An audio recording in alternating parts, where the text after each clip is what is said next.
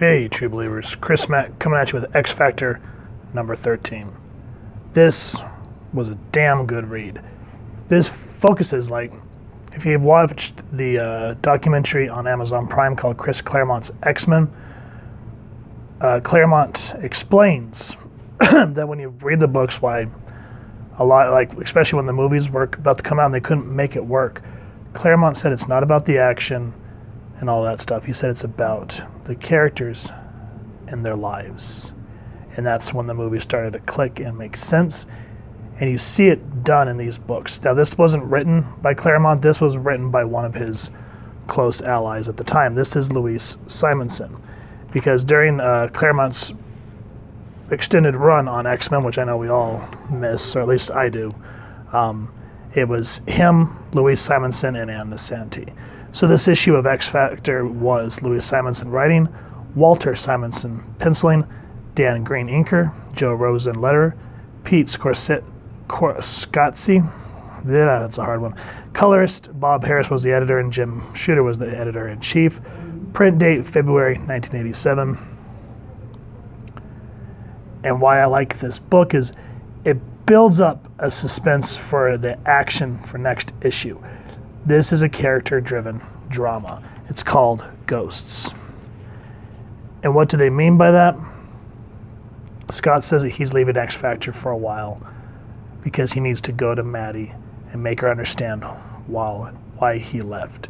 Because in X Factor number 1, Jean's back from the dead. Her, Bobby, Hank, and Warren started X Factor, and they wanted Scott to lead them. So he just straight up leaves his son, Nathan Summers, and Madeline Pryor. And so before he leaves, he wants to say goodbye to Jean. He goes, so, home again, jiggity jog, to Alaska, to find Maddie, straighten out my life, the whole tangled mess. Why me, Lord? It should have been so simple. My childhood sweetheart died, and I married someone else, Maddie. So far, so good.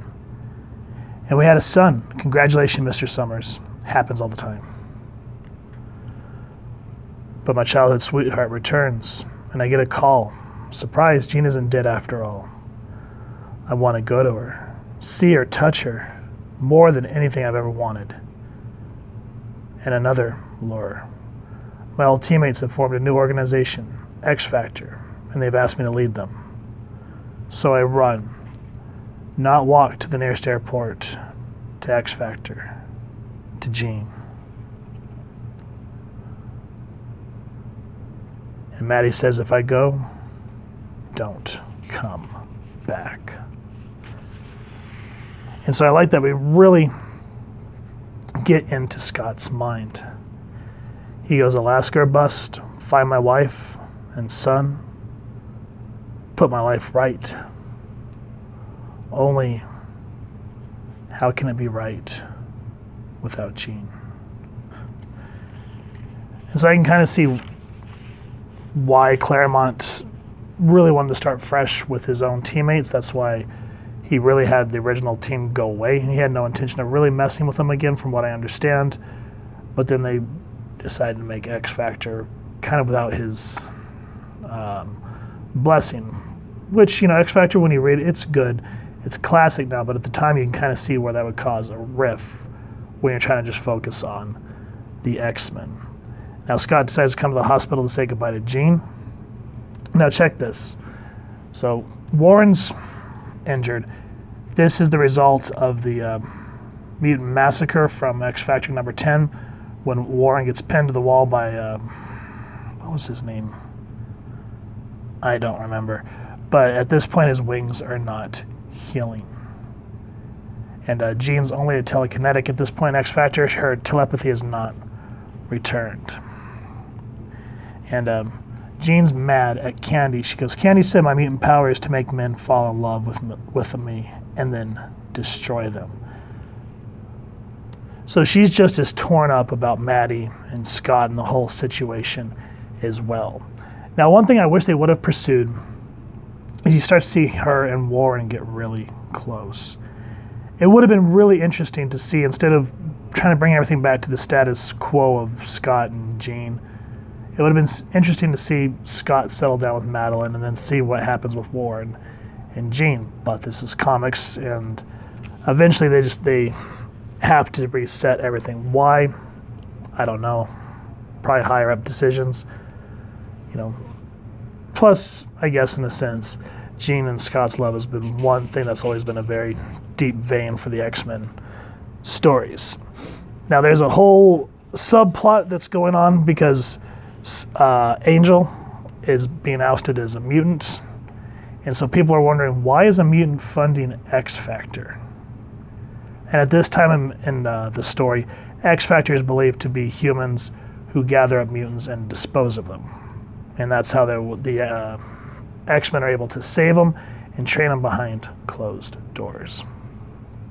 So anyway, that's kind of all the plots building up in terms of the overarch. But again, we're focusing more on Scott trying to make things right with Maddie. He goes, she's leaving me. I can't blame her. She must hate me, but I can handle that. I've been alone. Alone when Mom and Dad's plane exploded, along with my brother, sharing a single parachute. Alone when my brother was adopted away from me, alone at the orphanage. Always alone. No, not quite. In time I had my teammates and Professor Xavier. I found my grandparents. I'm married Maddie. So what about Maddie? What about my son? Will I leave him as alone as I was? Let me tell you a secret, kid. Dump them before they dump you. So you see where Scott's head's at. It's not very healthy. He sees Maddie's changed the locks.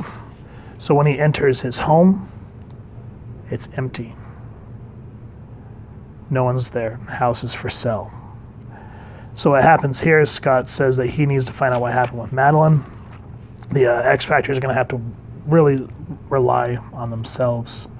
Scott goes to the title company, asks about Madeline, see, why is my house up for sale? And they said, there was a Mr. Summers here who had the papers in order, and there's no talk of a Madeline Pryor or a child.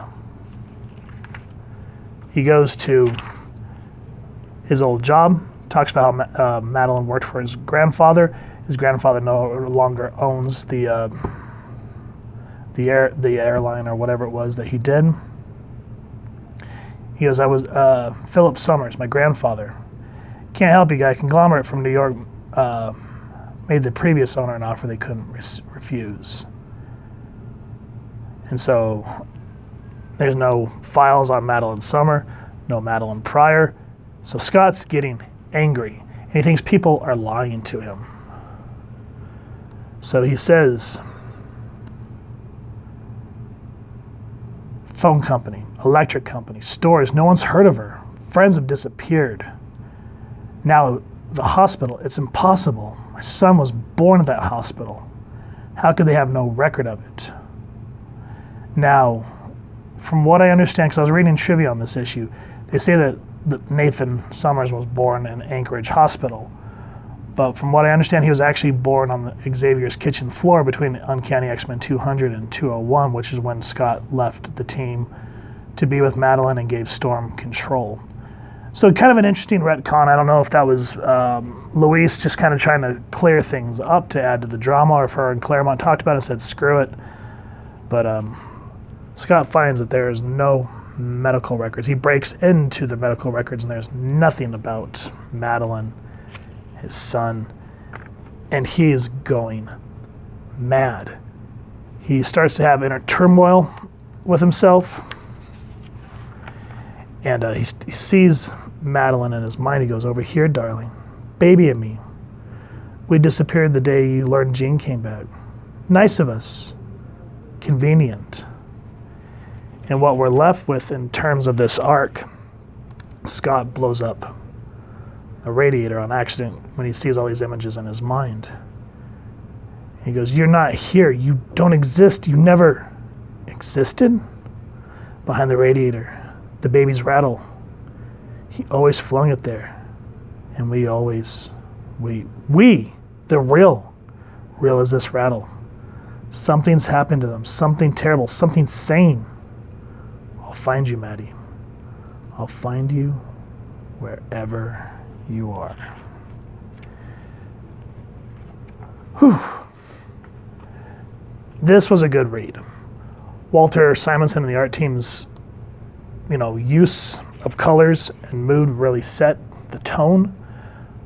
Louise Simonson's way of showing how Scott's torn between the woman he's always loved and the woman that he fell in love with and started a life with. I don't know, just an excellent read overall. And the cover here just really focuses on, the women of Scott Summers. So yeah, there could be melodramas like this, but if you care about the characters, if you focus on character development, and that's why you care about this story, because Claremont really built up Maddie. Everyone cared for her, and that's why when the fall came and her eventual death, it hurt. It was just very, very painful. We were hoping that would not happen to her in the route that, she was dragged down. It hurt. But Claremont having to deal with, John Byrne and Jim Shooter, from what I understand, bringing Jean back, there's a way they had to wipe her from the board. So it's interesting X-Men lore, and this is part of the read of the life of Nathan Summers, aka Cable, so I highly recommend it. If you've enjoyed this book, please, first and foremost, support your local comic shop and pick it up. If you have enjoyed this review, we really would appreciate if you take a moment to hit like, share, and subscribe. Helps the club channel more than you could possibly know. And if you won't mind hitting that fancy little X bell next to subscribe, that way as we continue to upload content, you guys get notified. Come to the channel, and we love talking with y'all, hearing your feedback, and just, shooting the breeze with y'all down in the comments below or our social media pages, which I'll make sure to leave the links down in the description. So with all that said, thank you so much for stopping by. Hope you all continue to have an absolutely amazing day reading, and happy hunting, true believers.